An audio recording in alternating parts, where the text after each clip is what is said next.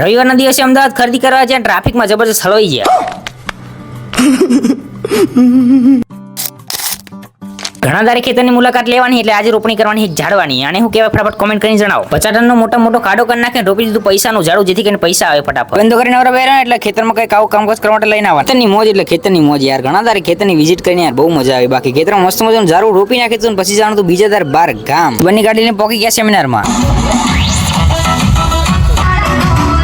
Champion મહોત્સવની trophy મળી છે. બીજા નીકળી જાય રિક્ષા લઈને અમદાવાદ જવા માટે. સ્પેશિયલ સીએનજી રિક્ષા કરી લીધી ઘરે જવાનું હોય આપણે સીધું અમદાવાદ, કારણ કે ઘડિયાળની ખરીદી કરવાની યાર. ઘણા ટાઈમે જઈએ એટલે કાકાને બંને હારે જ. અમદાવાદમાં લાલ કલરનો ઘોડો કોને કોને જોયેલો ફટાફટ કોમેન્ટ કરીને જણાવો. અમદાવાદનું ટ્રાફિક યાર કોને કોને સહન કરેલું ફટાફટ કોમેન્ટ કરીને જણાવજો ને યાર. બાકી મસ્ત મજાના પોકી ગયા હતા આપણે રીરી પ્રોડેન જે ભાઈની દુકાન હતી ને ત્યાં ભાઈને પોકી ગયા હતા ને એમને હાય હેલો કરી દીધું ને યાર. હોલસેલની દુકાન નામને હે મોટા મોટી ઘડિયાળની, એટલે ગિફ્ટ ને ઘડિયાળ ને લેડીઝ ઘડિયાળ ને એમાં કપલ વોચ ને તમારે જે લેવું હોય ને ફટાફટ પહોંચી જજો યાર.